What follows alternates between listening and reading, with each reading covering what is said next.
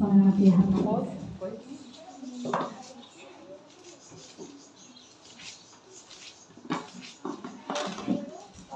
Look පහලේ 1 2 පළවෙනි අපි කියමු.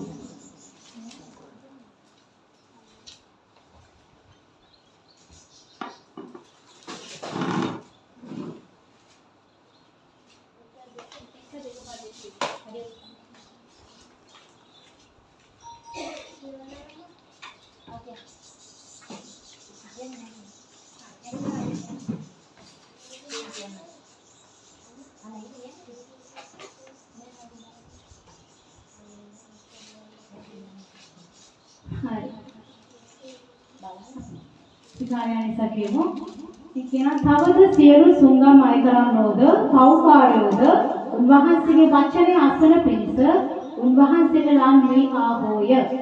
පරිසිවරුද ලියන්නෝද කතා කොට මොහු පෞකාරයන් පිළිගෙන ඔවුන් සමග කන්නේ කියා පොදුලෝය. මේක අපි හැමෝම මේක කියමුද? මේ පරිදි අපි කියවුවද? කියමු නේද? තවද සියලු සුංගම් අය කරන්නෝද පෞකාරයෝද උන්වහන්සේගේ වචන අසන පිණිස උන්වහන්සේට ලං වී ආවෝය. පරිසිවරුද ලියන්නෝද කතා කොට මොහු පෞකාරයන් පිළිගෙන ඔවුන් සමග කන්නේ කියා පොදුලෝය. මේකේ මොකද ඔබ දකින්නේ? මොන වගේ අදහසක් දෙන්නේ? සාමාන්‍යයෙන් අදහස් පරිණි අදහස්. එතන කවුද ඉන්නේ? සුංගම්මයි කරන්න ඉන්නවා, පෞකාරයෝ ඉන්නවා. එතකොට මෙතන කියනවා දැන් යේසුස් වහන්සේ ගිහින් කිව්වේ නෑ මිනිස්සුන්ට මගේ ගාවට ධර්මිෂ්ඨයෝ එන්න කියලා. යේසුස් වහන්සේ තුලට ආවේ පෞකාර මිනිස්සු. හැබැයි යේසුස් වහන්සේ මනුෂ්‍ය අතරට ගිහින් කිව්වෙත් නෑ වායිචරකම් කරන කට්ටිය එන්න, හොරගම් කරන කට්ටිය එන්න. එහෙම කීකේ ලයිස්තු කියන්නේ මොකක් ලයිස්තු දුන්නේ නෑ අපිට. නමුත් උන්වහන්සේ දැක්කම පෞකාරය උන්වහන්සේ වෙතට ආවා.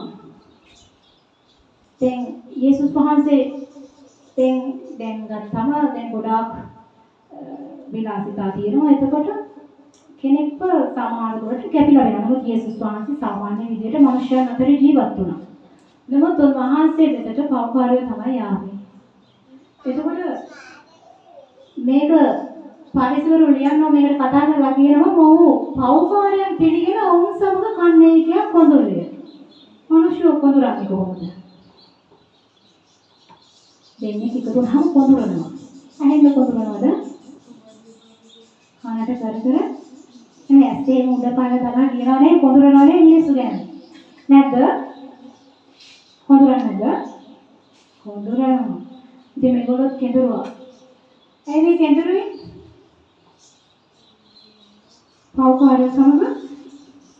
පෞකාරයෝ පිළිගන්නවා කියලා. අද අපේ කිතුරුවන් අතරේ මේක තියෙනවා. කියන්නේ වැරදි කරපු මිනිස්සු තමයි ඉන්නේ. යේසුස් වහන්සේට පුළුවන් වුණා වැරදි කරපු මිනිස්සු පිළිගන්න. නමුත් කිතුරුව වෙලා අපි සුද්ධයි කියන ලේබල් එක ගහගෙන අපිට බෑ පෞ කරන මිනිස්සුක පිළිගන්න. අපි නිවැරදිද? නෑ. එතකොට ක්‍රිස්තුස් වහන්සේගේ චරිතයෙන් අපේ චරිතය කොහොමද? අහසට පොළොව වගේ නේ. යේසුස් වහන්සේට පුළුවන් වුණා නම් පෞ කරන මිනිස්සුක පිළිගන්න. උන්වහන්සේ බලෙන් මේ පිළිගත්තේ නෑ. උන්වහන්සේ දැක්කම උන්වහන්සේ සෙනග අතරට ගියාම පෞ කරන මිනිස්සු ආවා. අද අපි කොහෙට හරි ගියාම කොහොමද? ඉන්න මිනිස්සු දුවනවද? පෞ කරන මිනිස්සු එනවද නැත්නම්? ඒ කියන්නේ අපි තුල ඉන්නේ ක්‍රිස්තුස් වහන්සේ නම් අපි මිනිස්යන් අතරට ගියාම ඒ ක්‍රිස්තුස් වහන්සේගේ ආලෝකේ මිනිස්සු දකින්නවද? එළියේ ඉන්න මිනිස්සුන්ට අපි දැක්කම ඔබ වගේ මම හරි දැක්කම එන්න හිතෙනවද? මොකක් හරි ජීවිතේ වෙනස් කරගෙන මොන හරි දෙයකට එන්න හිතෙනවා. ඒ ආලෝකය අපි තුලින් දකින්නවද මිනිස්සු? එතකොට අපි තේරුම් ගන්නවද අපි ඉන්නේ මුලාවක කියලා? අපි ඉන්නේ මුලාවක. පෙස්පෝනක්. අපි ක්‍රිස්තියානි. අපි සභාවට යනවා. අපි හැමදේම කරනවා. ඒ මනුෂ්‍යයන් අතරට ගියාම අපි ගැන මිනිස්සු හොඳුරනවා.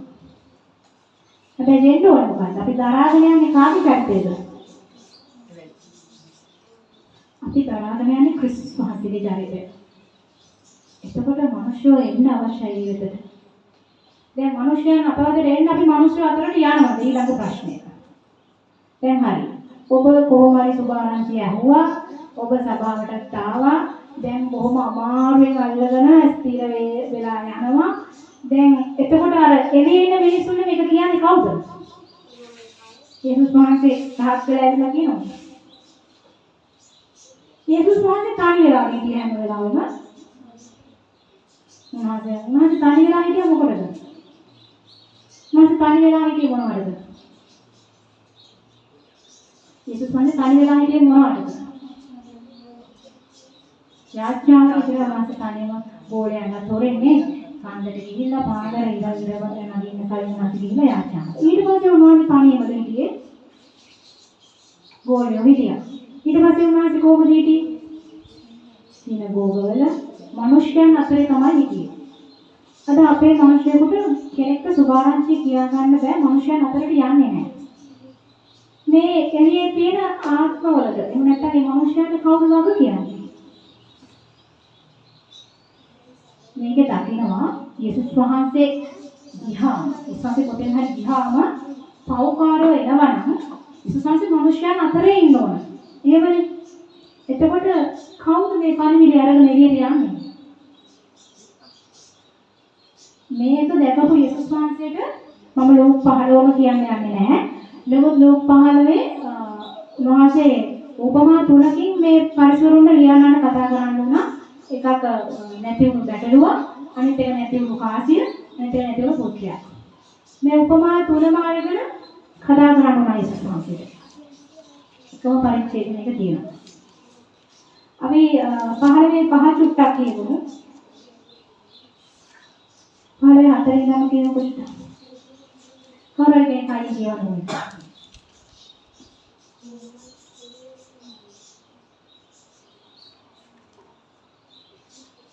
ලෝක 4 ඉඳන් නුඹලා අතරින් බැටළුවන් 100ක් ඇති අවර මනුස්සයෙක් නමුත් උන්ගෙන් එක්කෙනෙක් නැති වුණත් එක්කුන් 100 වනයේ හැර නැති වූ එක පස්සේ ගොස් වූ සම්බ වෙනතුරු නොසෝ යන්නේද වූ සම්බ වූ විට ඔහු ප්‍රීති වෙමින් වූ තමාගේ කරේ තබාගෙන ගෙදර ඇවිත් මිත්‍රයන්ද අසල්වැසියන්ද කැඳවා මා සමග ප්‍රීති වෙන්න මක්නිසාද මාගේ නැති වූ බැටළුවා සම්භවීයයි ඔවුන්ට කියයි. හැටියෙන්නේ. ආමයි. මෙතන මොකක්ද කියන්නේ? බැටළුවා 100ක් ඉන්නවා. එකෙක් මොකද වෙන්නේ? එක බැටළුවෙක් මොකද වෙන්නේ? නැති වෙනවා. නැති වෙනගෙන මැරෙනවද? නැහැ. එතකොට 100ක් කියන්නේ 100න් එකක්. එතකොට 99ක් අයින් කරලා නැති වුණ කෙනා හොයාගෙන යනවා සම්බන්ධෝ නේද? ඊට පස්සේ දැන් මේකේ ප්‍රීතිය දැන් 99ක් ඉන්නවා. කොච්චර ප්‍රීති වෙන්න පුළුවන්ද? එකෙක් නැත්තේ එහෙම කියන්නද? අපි එහෙම නෙමෙයිද? බඩරුව නෙමෙයි මිනිස්සු අතර. ඒ සභාවවල මේ ගන්නකො. එක්කෙනෙක් නැත්තේ සාමාන්‍යයෙන් ඔක්කොම ඉන්නවා. හැබැයි අපි අපේ සහෝදර සහෝදරයන්ගෙන හොයලා බලනවා. කෝල් එකක් ගාලා බලනවද? අපි එහෙම බලන්නේ නැහැ නේද? ඒ කියන්නේ අපිට කුසුසන්තිගේ හදවත නැහැ. මේ පරිසර රොයනකට කතා කරේ පව්කාර එළියේ පව් කරගෙන ඉන්න මිනිස්සු ගැන අපිට හැඟීමක් නැහැ. අපි සුද්ධයි කියලාගෙන අපි ඉන්නවා.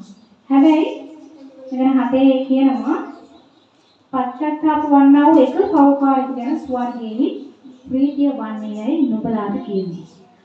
මේ එක්කෙනා ඇවිල්ලා කොයි තරම් වැරදි කරලා ඇවිල්ලා වුණත් පසු පැවුනොත් ස්වර්ගයේ ප්‍රීතිය.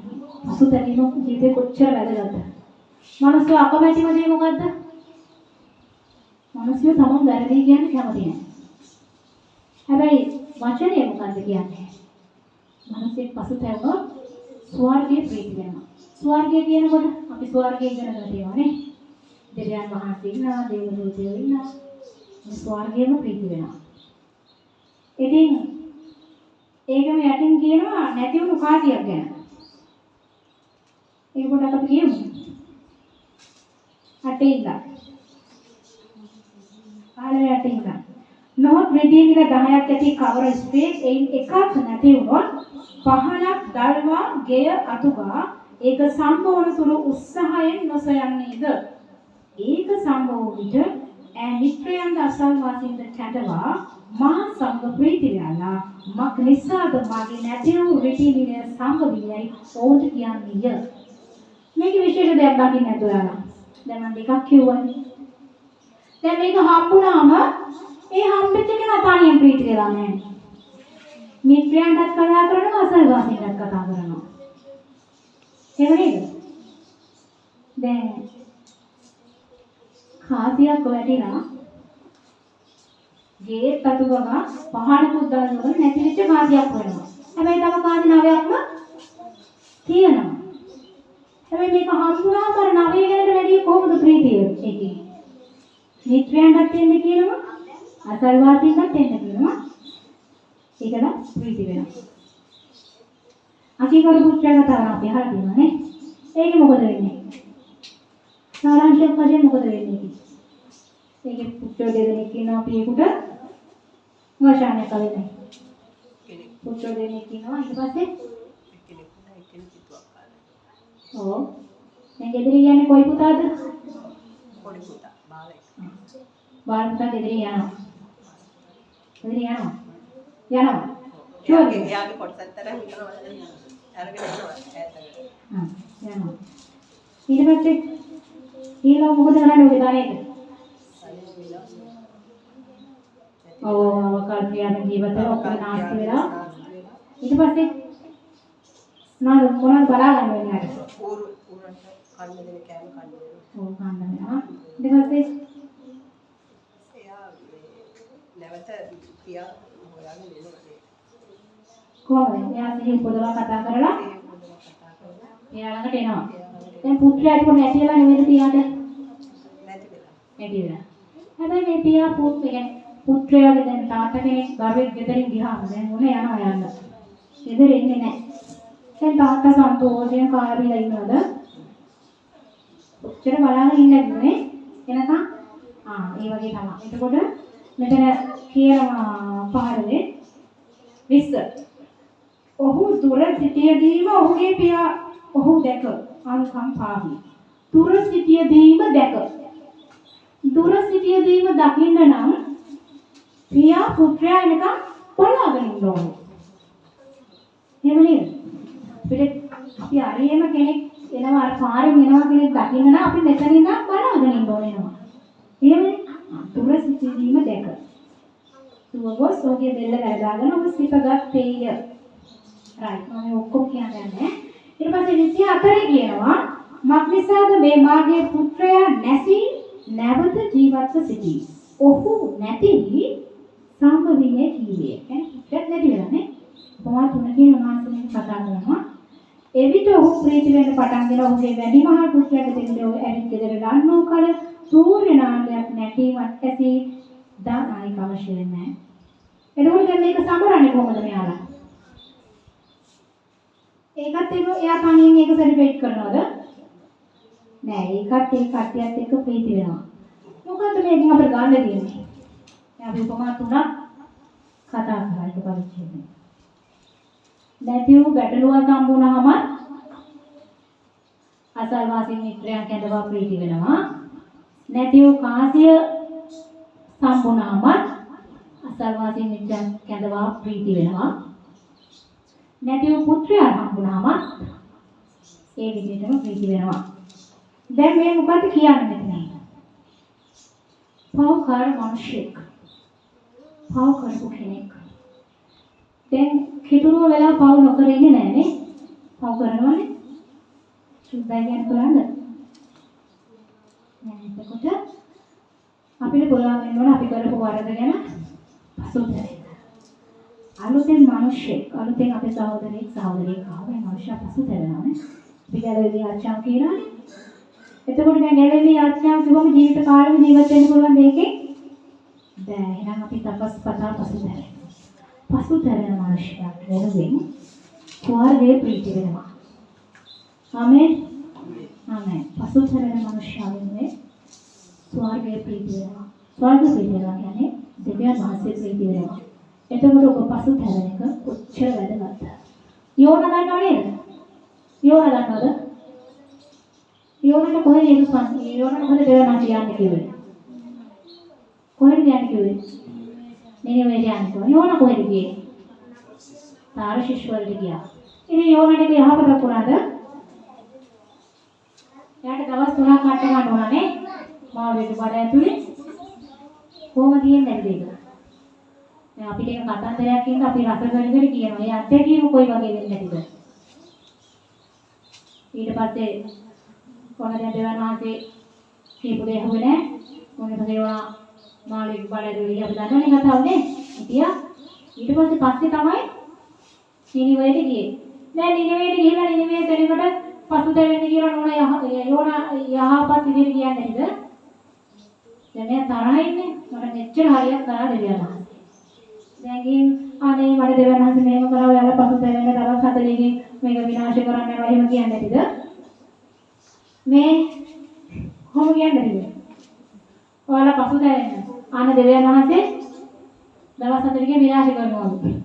එහෙම කියන්නේ නේ. හැබැයි ඕනගේ හිතුවොමද? මේක කියලා යෝන බලාගෙන ඉන්න දෙවියන් වහන්සේ විනාශ කරනවා. අද අපේ මිනිසුත් ඒ වගේ. අනේ කැදේ වන්ද වැරද්ද කරා මුට කියලා වෙනනම් තමයි බලන්නේ. එහෙම නේද? තමන්ගේ සහෝදරයෙක් සහෝදරියක් කෙනෙක් අමතක කරලා දෙනෝනේ. අපිට මොන හරි කරාම දෙයි දඩෝක දෙවියන් වහන්සේ බලාගෙන ඉමුකෝ. එහෙම නෙවෙයි කියන්නේ. හැබැයි අපේ දෙවියන් වහන්සේගේ හදවත මොන වගේද? අපි හදවත ගැන පොඩ්ඩක් හිතමු. දෙවියන් වහන්සේ දැවුණානේ. ඒ නිනෙවේ වැසියෝ විනාශ කරන්න කියන දැනට දැවුණා. පසුතැවුණා.